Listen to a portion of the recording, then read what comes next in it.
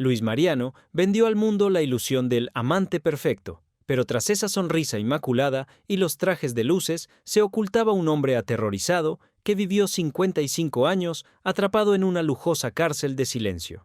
¿Por qué el príncipe de la opereta, idolatrado por millones de mujeres que soñaban con llevarlo al altar, se vio obligado a fabricar romances de escaparate con estrellas como Carmen Sevilla, mientras su corazón pertenecía en la más absoluta clandestinidad a un humilde chofer al que convirtió en su heredero universal? Hoy derribaremos el mito para exponer la cruda realidad. Descubriremos la asfixiante dependencia de una madre que jamás le permitió madurar, el pánico real a perder su libertad por las leyes morales de la época, los extraños y peligrosos tratamientos de eterna juventud que devastaron su organismo y la verdadera historia de Pachi, la figura en la sombra que custodió sus secretos hasta el final. ¿Fue su vida un triunfo del arte o la farsa más dolorosa y brillante del siglo? No se muevan ni un segundo, porque lo que están a punto de descubrir sobre la doble vida del rey de Madrid cambiará para siempre la forma en que escuchan su voz. Era un día gris y plomizo de julio de 1970 en París. Las calles, habitualmente bulliciosas, parecían haber detenido su ritmo frenético. En las portadas de todos los periódicos, desde los más serios hasta los pasquines de barrio, una sola noticia acaparaba los titulares con letras negras y lúgubres. El príncipe ha partido. No se referían a un miembro de la realeza europea, ni a un político influyente. Se referían a Luis Mariano. La noticia cayó como un jarro de agua helada sobre Francia y España. Las floristerías de París se quedaron sin existencias. No había suficientes rosas rojas, claveles ni lirios para expresar el dolor colectivo.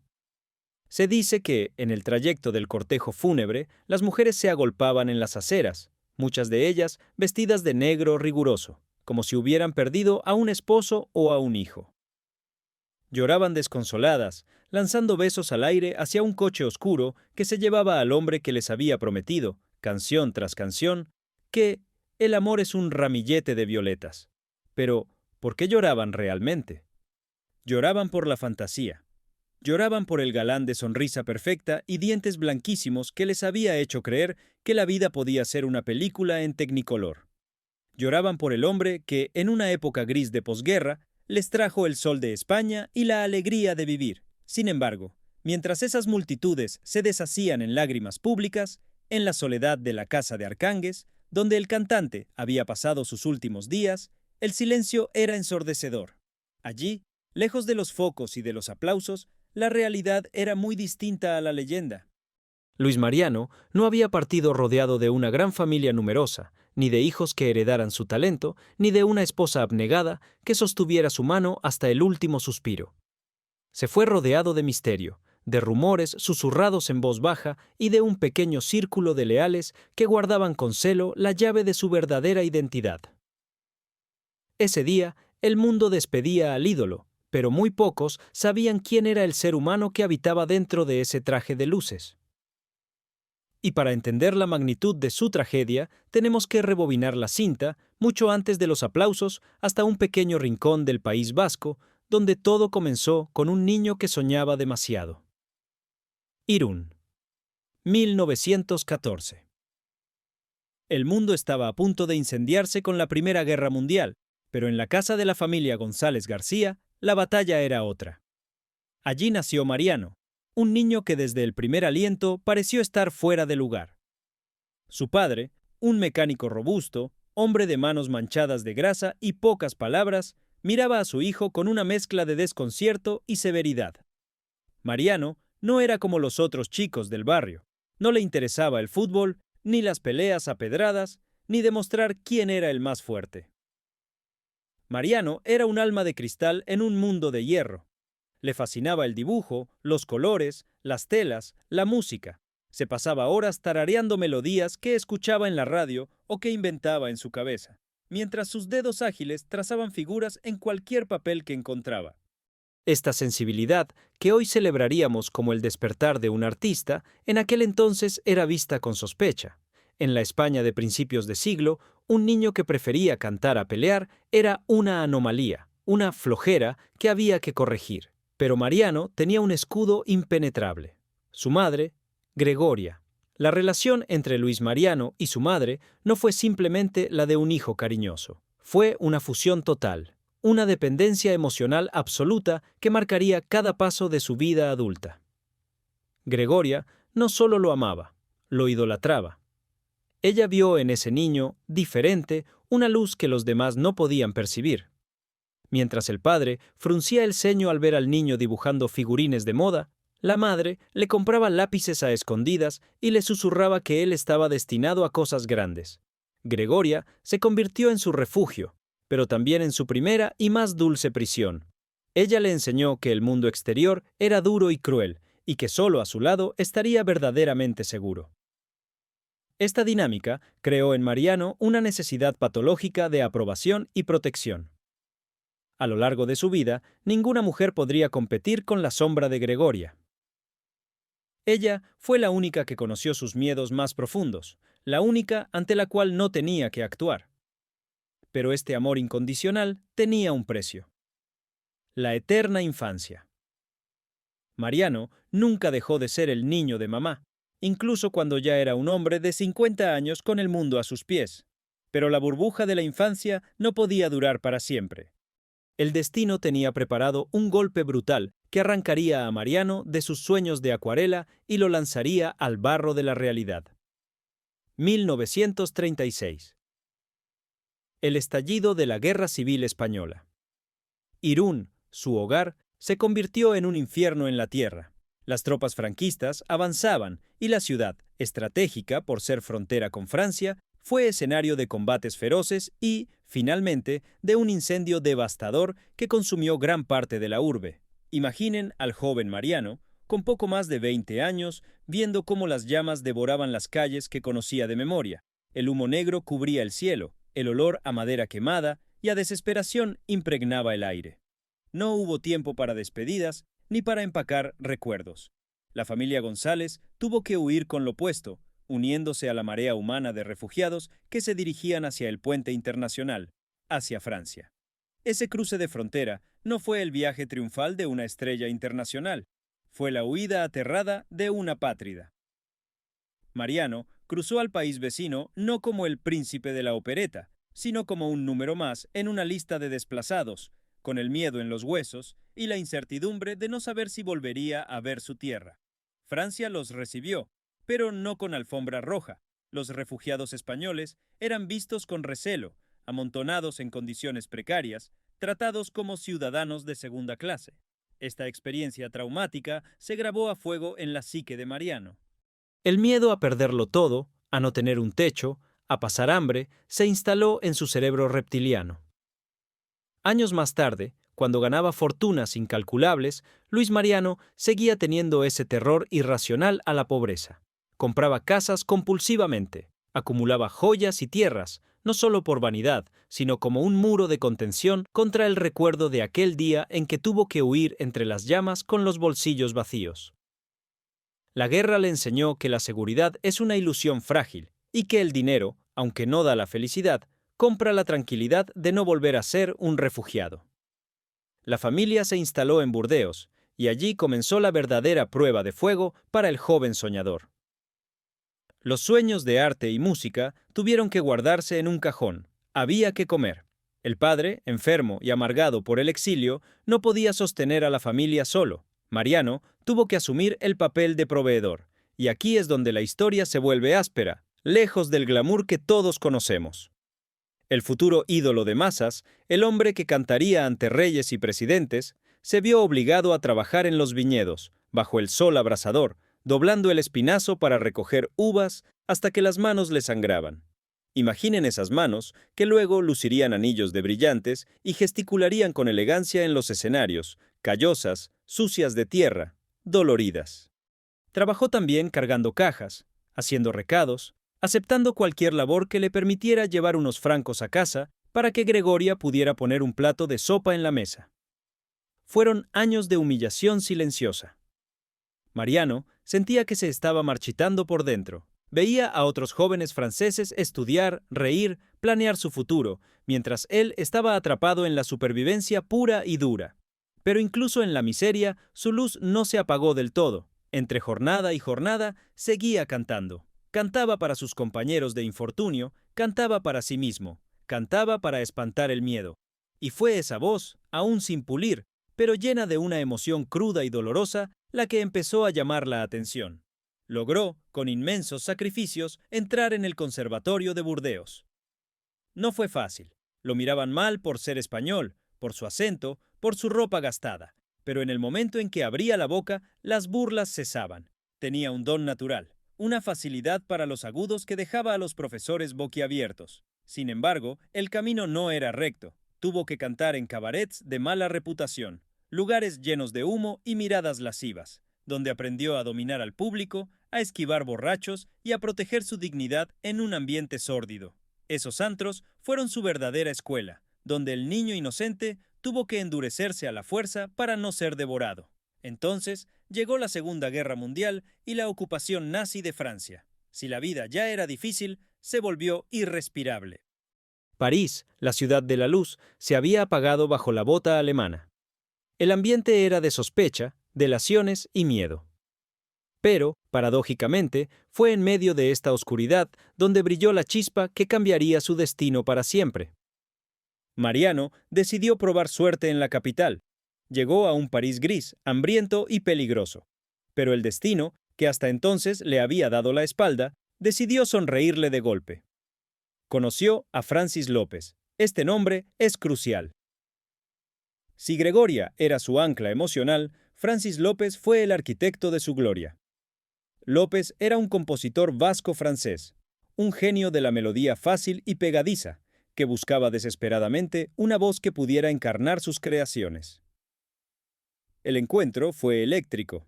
López vio en Mariano no solo una voz prodigiosa, sino un carisma latente que solo necesitaba ser pulido. Vio el potencial de un nuevo tipo de galán, exótico, apasionado, solar, justo lo que necesitaba una Francia deprimida por la guerra y la ocupación. López le propuso una colaboración que se convertiría en una de las sociedades artísticas más rentables de la historia. Pero no nos engañemos, no fue un camino de rosas inmediato. Tuvieron que luchar contra el escepticismo de los productores. ¿Un tenor español bajito y hablador para protagonizar una gran opereta en París? Están locos, decían. Nadie creía en ellos. Los empresarios teatrales buscaban figuras consolidadas, no a un desconocido refugiado con aires de grandeza. Pero Francis López era obstinado y sabía que tenía un diamante en bruto. Compuso una obra a medida para Mariano, una opereta que explotaba todos sus puntos fuertes. Su voz lírica, su acento encantador y su capacidad para transmitir alegría. La obra se llamaba La Bella de Cádiz. Diciembre de 1945. La guerra había terminado hacía pocos meses. Europa estaba en ruinas, la gente tenía hambre, frío y el alma rota. Necesitaban soñar, necesitaban color, necesitaban olvidar el horror de los campos de batalla y las sirenas antiaéreas. En este contexto se estrenó La Bella de Cádiz, en el Teatro Casino Montparnasse. La noche del estreno, los nervios tras bastidores eran atroces. Mariano temblaba como una hoja. Se jugaba todo a una sola carta. Si fallaba, volvería a la miseria, a los viñedos, al olvido. Se miró al espejo, se ajustó el traje de luces, respiró hondo pensando en su madre y salió al escenario. Lo que sucedió en las siguientes 2 horas no tiene explicación lógica. Fue pura magia, histeria colectiva, un fenómeno sociológico. Desde el momento en que Luis Mariano entonó la primera nota, el teatro se vino abajo. Su voz, potente y aterciopelada, llenó cada rincón de la sala, pero fue su presencia lo que hipnotizó al público. Irradiaba una energía vital, una felicidad tan contagiosa que la gente, cansada de sufrir, se aferró a él como a un salvavidas. Al finalizar la obra, los aplausos no cesaban. Tuvieron que bajar y subir el telón incontables veces. Las mujeres gritaban, arrojaban flores, intentaban subir al escenario. Había nacido un ídolo, pero no un ídolo cualquiera. Había nacido Luis Mariano, el mito, la marca, el sueño erótico de toda una generación de mujeres que veían en él al amante perfecto, guapo, elegante, romántico y, curiosamente, inalcanzable. Esa noche, mientras Mariano recibía la ovación más larga de su vida con lágrimas en los ojos, no sabía que acababa de firmar un pacto con el diablo. El éxito brutal, repentino y avasallador le traería la riqueza que tanto ansiaba. Sí, le daría el reconocimiento que soñó de niño en Irún, pero también construiría alrededor de él una jaula de oro macizo. Porque para ser el príncipe de la opereta, para ser el objeto de deseo de millones de mujeres, Luis Mariano tendría que renunciar a ser él mismo. Esa noche, el refugiado Mariano González desapareció, y en su lugar quedó una estatua perfecta, sonriente y eternamente soltera. El público le exigía ser el galán soñado, y él, hambriento de amor y aplauso, aceptó el papel. Pero nadie le advirtió que la máscara, una vez puesta, se pegaría a su piel hasta asfixiarlo. Y esto, queridos amigos, era solo el comienzo de una doble vida que lo llevaría a la cima del mundo, y al fondo de la soledad más absoluta. ¿Cómo logró mantener este engaño durante décadas? ¿Quiénes fueron las mujeres tapadera que usó para despistar a la prensa? ¿Y qué oscuro secreto guardaba Francis López sobre la vida privada de su estrella? No se muevan, porque en la siguiente parte entraremos en el corazón de la mentira. Descubriremos cómo se fabrican los romances de revista y qué sucedía realmente cuando las luces de los fotógrafos se apagaban y Luis Mariano se quedaba a solas con sus fantasmas. La jaula se ha cerrado y el pájaro cantor ya no tiene escapatoria. ¿Se han preguntado alguna vez qué hay detrás de esa sonrisa perfecta de las revistas antiguas? Esa mueca congelada que parece decir, tengo todo lo que deseo. Luis Mariano perfeccionó esa sonrisa hasta convertirla en un arma de distracción masiva, porque mientras el mundo se rendía a sus pies, él estaba construyendo ladrillo a ladrillo una fortaleza impenetrable para proteger su secreto. Un secreto que, en la España de Franco y en la Francia conservadora de la posguerra, no solo podía costarle la carrera, sino la libertad. Entramos en los años 50. La maquinaria del espectáculo funcionaba a todo vapor. Luis Mariano ya no era solo un cantante, era una industria. Discos, películas, operetas, giras mundiales. Su rostro estaba en todas partes, en las cajas de bombones, en los carteles de las calles, en los sueños de las amas de casa. Se convirtió en el novio de Europa. Pero un novio necesita una novia, ¿verdad? O al menos, eso es lo que dictan las reglas del juego. Y aquí es donde la tragedia personal de Mariano se convierte en una farsa grotesca y brillante. La presión era asfixiante. Los productores, los agentes de prensa, incluso los fans, empezaron a preguntar, ¿cuándo se casa nuestro Luis? ¿Quién será la afortunada? Estas preguntas, que parecían inocentes, eran puñales para él. Cada entrevista era un campo minado. Estoy casado con mi público, repetía una y otra vez, con esa elegancia ensayada que desarmaba cualquier sospecha. Pero la excusa del artista consagrado a su arte tiene fecha de caducidad. El público quería romance, quería boda, quería final feliz. Y entonces entraron en escena las novias de escaparate, mujeres hermosas, actrices famosas, compañeras de reparto. La prensa rosa, hambrienta de titulares, se encargó del resto. Martine Carol, la bomba rubia del cine francés, fue una de las primeras en ser arrastrada a este teatro. Se les fotografiaba juntos en cenas de gala, sonriendo, brindando con champán. Pero si observan esas fotos con lupa, verán la verdad. No hay pasión en sus ojos, no hay tensión sexual, hay camaradería, hay respeto, quizás incluso una complicidad de colegas que comparten el peso de la fama. Pero no hay amor de pareja. Luis la trataba como a una reina, le abría la puerta, le acercaba la silla. Gestos de un caballero perfecto, sí, pero también de un hombre que mantiene las distancias. Pero ninguna relación fue tan emblemática, tan vendida y tan dolorosamente falsa como la que protagonizó con Carmen Sevilla. Ah, Carmen. La novia de España, la belleza racial, la dulzura personificada. Cuando juntaron a Luis Mariano y a Carmen Sevilla en la pantalla, saltaron chispas. de taquilla. Eran la pareja ideal, el galán vasco con aires de príncipe y la joven andaluza de ojos negros. Violetas imperiales, el sueño de Andalucía. Sus películas rompieron todos los récords. España entera contenía el aliento. Querían verlos casados en la vida real.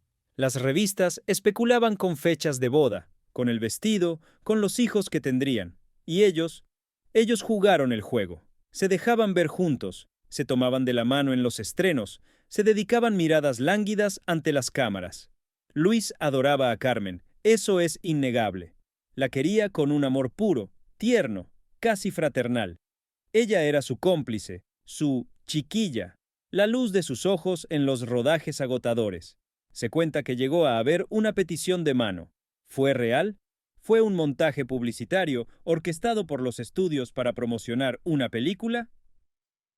Las versiones varían.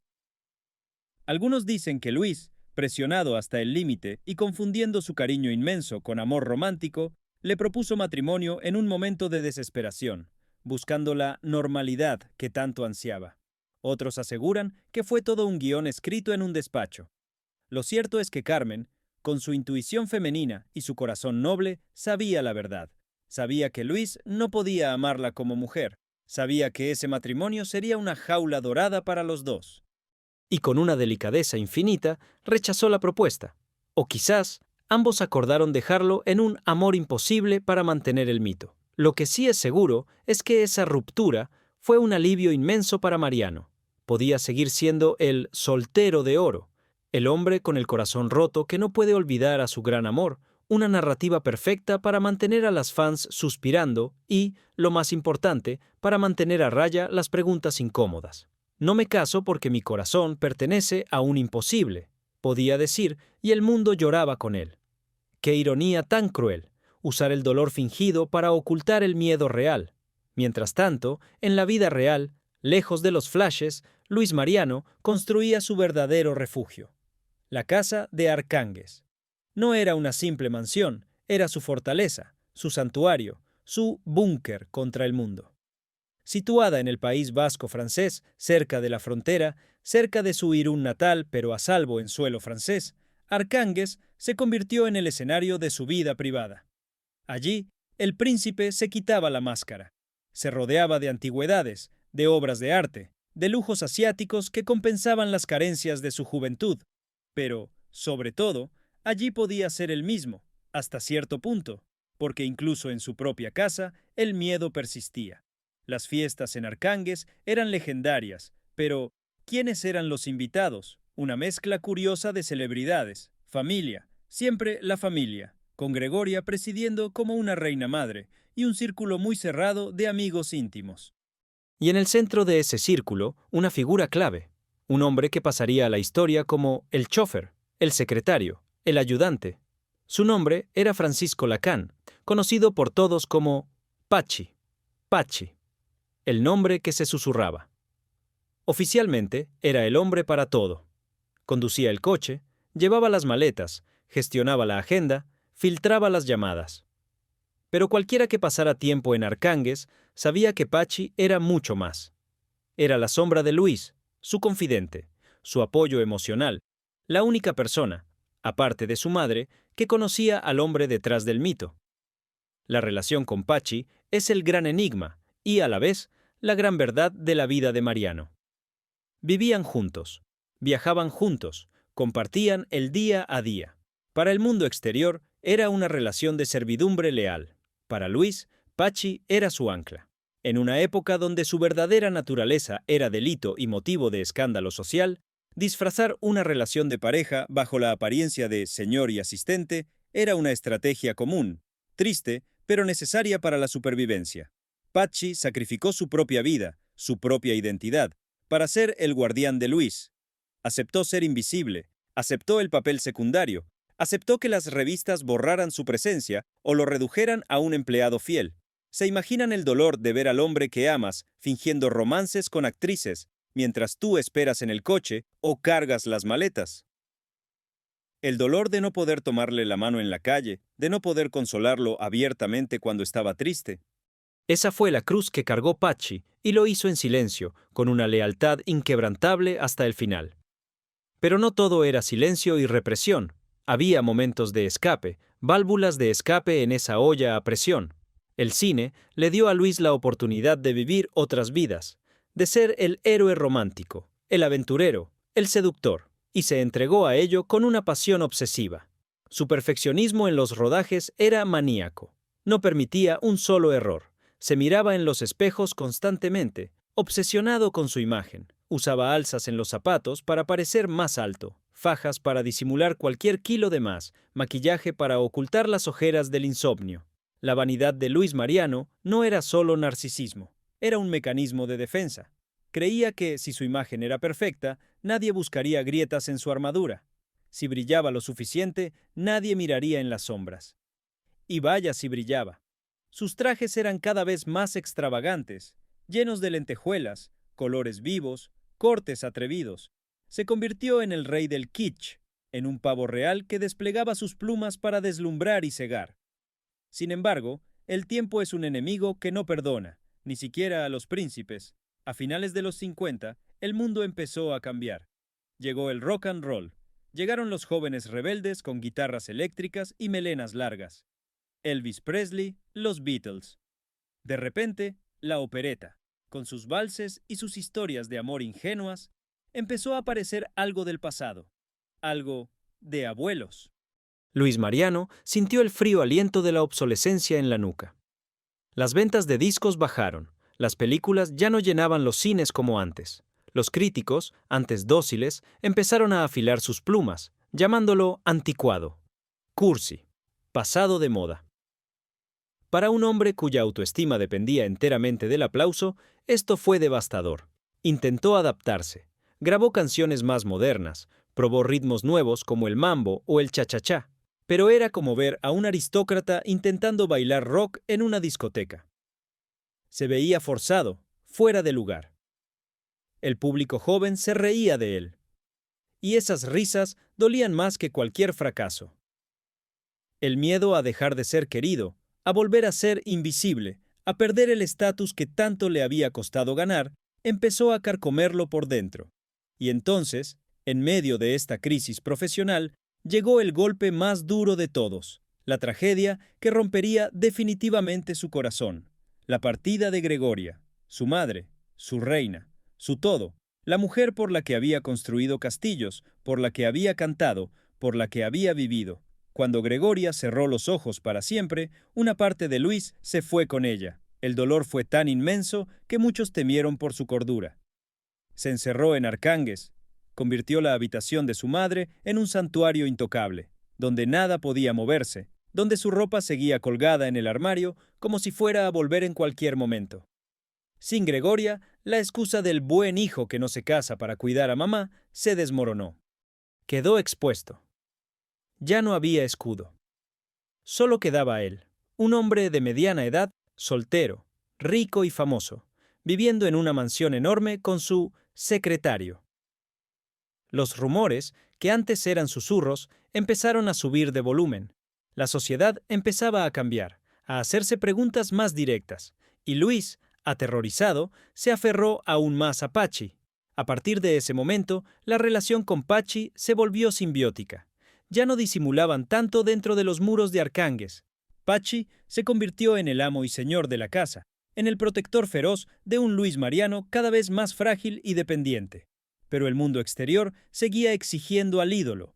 El espectáculo debe continuar, dicen, y Luis, obediente, volvió a los escenarios. Pero algo había cambiado. La sonrisa ya no llegaba a los ojos. La voz, aunque seguía siendo hermosa, tenía un matiz de melancolía que antes no estaba. Estaba cantando sobre el amor y la alegría mientras por dentro se sentía más solo que nunca. Y esa desconexión, esa fractura entre el personaje y la persona, empezó a pasarle factura a su cuerpo. La salud de hierro del príncipe empezó a resquebrajarse. Dolores inexplicables, fatiga crónica, cambios de humor. Los médicos le decían que descansara, pero él no podía parar. Parar significaba pensar. Y pensar significaba enfrentarse a la verdad de su vida vacía. Así que siguió corriendo, siguió cantando, siguió huyendo hacia adelante. sin saber que el final del camino estaba mucho más cerca de lo que imaginaba. ¿Qué enfermedad misteriosa empezó a consumir al ídolo? ¿Cómo fueron esos últimos años de lucha silenciosa contra un destino cruel? En la próxima parte, seremos testigos del ocaso del dios. Veremos cómo la luz se apaga poco a poco, entre bastidores de teatros abarrotados y habitaciones de hospital estériles. Prepárense para el acto final de esta ópera trágica, donde el aplauso se convierte en lágrimas y el telón cae sobre un secreto que tardaría décadas en ser revelado. Si hay algo más cruel que el olvido para un artista, es el espejo. Para Luis Mariano, el paso del tiempo no era un proceso natural, era una traición personal. Él no vendía solo voz, vendía una ilusión de eterna primavera, de juventud inmarcesible. Sus fans no querían ver a un señor mayor con arrugas y entradas en el cabello. Querían al príncipe de sonrisa perfecta y cintura de avispa. Y Luis, prisionero de su propio mito, decidió declarar la guerra a la naturaleza. Una guerra que, como todas, estaba destinada a perder, pero que luchó con una desesperación conmovedora y casi patológica. A mediados de la década de los 60, la obsesión de Mariano por su apariencia rozaba la locura. Se miraba compulsivamente en cada superficie reflectante. Empezó a visitar clínicas exclusivas en Suiza y Rumanía, buscando tratamientos milagrosos de rejuvenecimiento. Se hablaba de inyecciones de células vivas, de terapias experimentales que prometían detener el reloj biológico. Gastaba fortunas en cremas, en masajes, en todo aquello que pudiera borrar el cansancio de su rostro. Pero el maquillaje tiene un límite. Bajo las capas de base y polvo, la piel de Luis empezaba a mostrar las cicatrices de una vida vivida bajo la presión extrema. Su cabello, su famosa melena negra y brillante, comenzaba a ralear, obligándolo a usar postizos y tintes cada vez más agresivos. Y su cuerpo, ese cuerpo que había lucido trajes de torero ajustadísimos, empezaba a revelarse. Las dietas estrictas, el uso de fajas compresoras que le cortaban la respiración y los tacones disimulados en sus zapatos para ganar altura le pasaban factura cada noche. Al quitarse el vestuario, el príncipe se derrumbaba en el sofá, dolorido, agotado, convertido en un hombre frágil que necesitaba ayuda incluso para descalzarse, y mientras su cuerpo luchaba contra el tiempo, su alma luchaba contra el cambio cultural. El mundo que Luis Mariano conocía y dominaba se estaba desmoronando. La música yeye, el rock, los Beatles, la rebeldía juvenil, todo eso era ajeno a él.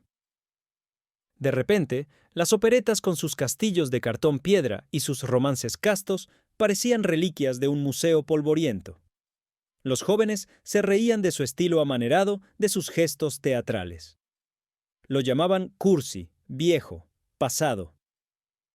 Para un hombre cuya droga principal era el aplauso y la adoración, este rechazo fue un veneno lento. Luis intentó adaptarse, sí. Grabó canciones con ritmos más modernos, intentó cambiar su vestuario, apareció en programas de televisión haciendo dúos con artistas jóvenes. Pero el público no perdona la falta de autenticidad. Se notaba su incomodidad, su miedo en la mirada. Era como ver a un rey destronado tratando de mendigar la atención de sus antiguos súbditos. Esta sensación de irrelevancia lo empujó aún más hacia el aislamiento en su refugio de Arcánguez. Allí, entre sus colecciones de arte y sus recuerdos, construyó una realidad paralela donde él seguía siendo el número uno. Y en el centro de ese universo hermético, tras la partida de su madre, la figura de Pachi cobró una dimensión colosal. Hablemos claro de lo que sucedía tras los muros de esa mansión. Con la madre fuera de la ecuación, la relación entre Luis y Pachi dejó de tener testigos incómodos. Pachi ya no era solo el secretario, se convirtió en el arquitecto de la vida de Luis. Él decidía quién entraba y quién salía, qué llamadas se pasaban y cuáles se ignoraban. Se creó una dinámica de dependencia mutua que muchos describían como un matrimonio sin papeles. Pachi lo cuidaba con una devoción que rozaba lo obsesivo. Le preparaba la comida, le organizaba la ropa, le recordaba tomar sus medicinas, le leía la prensa, ocultando las críticas más feroces para no deprimirlo. Eran, a todos los efectos, una pareja consolidada, viviendo una domesticidad tranquila y burguesa que el mundo exterior jamás podría entender ni aceptar. Pero esta paz doméstica tenía un precio. Luis se volvió cada vez más reacio a salir de su burbuja. El mundo exterior era hostil, ruidoso y crítico. Arcánguez era seguro. Sin embargo, las finanzas empezaban a resentirse. Mantener ese estilo de vida de Maharajá, con decenas de empleados, fiestas, viajes y lujos, requería un flujo constante de dinero. Y el dinero solo entraba si Luis cantaba. Fue entonces, en 1967, cuando se gestó la que sería su última gran batalla, su Canto del Cisne, la opereta El Príncipe de Madrid. El Príncipe de Madrid no era una obra más, era una autobiografía apenas disimulada. Francis López, siempre astuto, escribió una historia sobre un pintor español que triunfa en París. La historia de Luis. Era un homenaje en vida, una oportunidad para que el ídolo se despidiera a lo grande, recordando al mundo por qué lo habían amado tanto. Pero el Luis Mariano, que aceptó el reto, ya no era el joven inagotable de la Bella de Cádiz. Tenía 53 años, pero su organismo estaba mucho más desgastado. Los médicos le advirtieron, le dijeron que su hígado estaba delicado, que sufría de agotamiento crónico, que necesitaba parar. Pero, ¿cómo iba a parar? Parar significaba aceptar la vejez, aceptar el silencio. Y Luis prefería arriesgar su vida en el escenario que marchitarse en un sillón. Los ensayos fueron un calvario. Luis llegaba al teatro pálido, con ojeras profundas que el maquillaje apenas podía cubrir. Se cansaba rápido. Su voz, aunque mantenía ese timbre de terciopelo inconfundible, ya no tenía la potencia de antaño para sostener las notas altas noche tras noche. Tenía que dosificarse, usar trucos técnicos, apoyarse en el coro. Sin embargo, el día del estreno en el Teatro Châtelet de París, ocurrió el milagro de nuevo. Al pisar las tablas, la adrenalina, esa droga poderosa, borró el dolor. Luis Mariano volvió a ser el príncipe. Bailó, cantó, sonrió con esa dentadura deslumbrante y el público, fiel y nostálgico, se rindió a sus pies. Fue un triunfo apoteósico. Las críticas fueron benévolas, no por la calidad de la obra, sino por el respeto a la leyenda que se dejaba la piel en escena. Pero la factura llegó pronto, y fue impagable. A las pocas semanas de comenzar las funciones, la enfermedad misteriosa hizo su aparición estelar. Oficialmente se habló de una hepatitis viral mal curada. Se dijo que era cansancio, estrés. Pero los rumores en los pasillos del teatro eran mucho más oscuros. Se hablaba de un hígado destrozado no por el alcohol, Luis bebía poco, sino quizás por los extraños tratamientos de juventud que había probado, o por una debilidad congénita agravada por años de mala alimentación y giras agotadoras. Su piel empezó a tomar un tono amarillento, ictericia, que le obligaba a usar capas cada vez más gruesas de maquillaje para parecer saludable. Perdía peso a ojos vista. Los trajes de la obra tuvieron que ser ajustados varias veces porque le quedaban grandes. En el escenario sudaba frío. Cada función era una tortura física. Hay testimonios desgarradores de esa época. Compañeros de reparto que lo veían casi desmayarse entre cajas, apoyado en el hombro de Pachi, respirando con dificultad, para luego, al escuchar su entrada musical, enderezarse, poner la sonrisa y salir a cantar como si nada pasara. Era una actuación heroica y suicida. El público, en su inocencia, no notaba la gravedad del asunto. Veían a un Luis Mariano más delgado. Sí, quizás un poco menos ágil, pero seguía siendo él. No sabían que estaban aplaudiendo a un hombre que se estaba apagando en tiempo real. Llegó el momento inevitable. Las cancelaciones. Primero fue una función, luego dos. El señor Mariano está indisuesto, anunciaban por megafonía. El público protestaba, devolvían las entradas. Luis se sentía culpable, devastado. Para él, fallar a su público era el pecado capital. Intentaba volver antes de tiempo, recaía y el ciclo se repetía. Finalmente, en 1969, el telón cayó definitivamente. No hubo despedida oficial, no hubo una última gran gala. Simplemente, su cuerpo dijo, basta. La obra tuvo que ser suspendida meses antes de lo previsto. Luis Mariano abandonó el Teatro Châtelet por la puerta de atrás, envuelto en un abrigo grande, con gafas oscuras, apoyado en Pacci, rumbo a una ambulancia que lo llevaría de vuelta a la soledad de las clínicas y los hospitales. El príncipe de Madrid había abdicado a la fuerza. Lo que siguió fueron meses de silencio mediático y especulaciones feroces. La prensa sensacionalista olía la tragedia. ¿Qué tenía realmente Luis Mariano? ¿Por qué se ocultaba? ¿Era cierto que estaba irreconocible? Se recluyó en su apartamento de París y luego en Arcánguez. Su círculo se cerró herméticamente. Solo Pacci, su chofer y un par de médicos tenían acceso a él. Se prohibieron las fotos. Luis, en su vanidad suprema, no quería que el mundo viera su decadencia. Quería ser recordado joven, bello y triunfante. No quería compasión, quería admiración eterna. Se dice que pasaba los días escuchando sus propios discos, revisando álbumes de recortes, reviviendo los momentos de gloria. Leía las cartas de las fans que seguían llegando por miles, cartas de mujeres que le juraban amor eterno, sin saber que el hombre que las leía era ya una sombra pálida y frágil. Pacci se convirtió en su enfermero, su guardián y su único consuelo. En esas largas noches de insomnio y dolor, fue Pacci quien le sostenía la mano, quien le limpiaba el sudor de la frente, quien le susurraba palabras de ánimo. Allí, en la intimidad del dolor, no había señor y sirviente. Había dos seres humanos unidos por un lazo indestructible de amor y lealtad, pero el destino es inexorable. A principios del verano de 1970, la situación se volvió crítica. Luis fue trasladado de urgencia al Hospital de la Salpêtrière en París.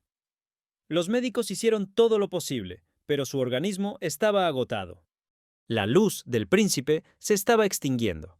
El 14 de julio, Día Nacional de Francia, mientras los fuegos artificiales iluminaban el cielo de París celebrando la libertad, en una habitación de hospital, Luis Mariano Eusebio González García libraba su última batalla. Y esta vez no había aplausos, ni orquesta, ni telón de terciopelo, solo el sonido rítmico de las máquinas y la respiración entrecortada de un hombre que había vivido para ser amado y que ahora enfrentaba el misterio final. ¿Cómo fueron esas últimas horas? ¿Qué palabras finales intercambió con Pacci? ¿Y qué ocurrió con su inmensa fortuna y su legado cuando la noticia fatal se dio a conocer? El desenlace de esta historia está cerca, y les aseguro que la realidad supera cualquier guión de cine. La caída del telón está a punto de suceder, y el secreto mejor guardado de Luis Mariano está a punto de ser enterrado con él. ¿O no? Sigan conmigo, porque el final es solo el principio de la leyenda. 14 de julio de 1970. París celebraba su fiesta nacional. En las calles, la música de los acordeones se mezclaba con el estruendo de los fuegos artificiales que pintaban el cielo de colores. La ciudad reía, bailaba y brindaba por la libertad. Pero en una habitación aséptica y silenciosa del Hospital de la Salpêtrière, la fiesta estaba muy lejos. Allí, mientras Francia celebraba la vida, Luis Mariano se preparaba para su viaje final. La ironía del destino quiso que el hombre que más alegría había dado a Francia se apagara justo cuando el país estaba en su apogeo festivo. A las 11:30 de la noche, mientras el último cohete estallaba sobre la Torre Eiffel, el corazón de Luis Mariano dejó de latir. Tenía solo 55 años.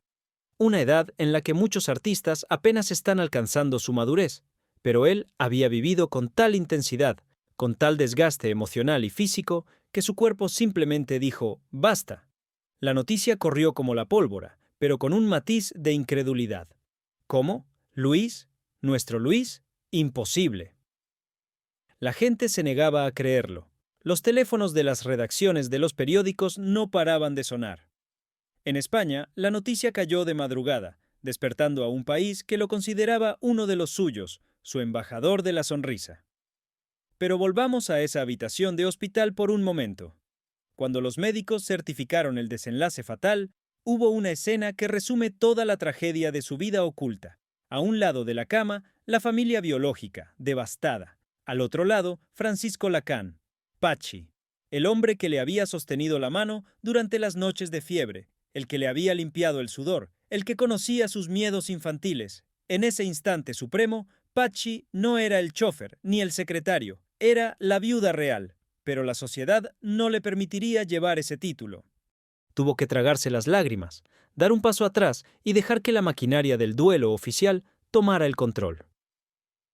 El traslado del cuerpo a Arcánguez, su refugio en el País Vasco, fue un evento casi medieval. Miles de personas salieron a las carreteras para ver pasar el coche fúnebre, lanzando flores a su paso.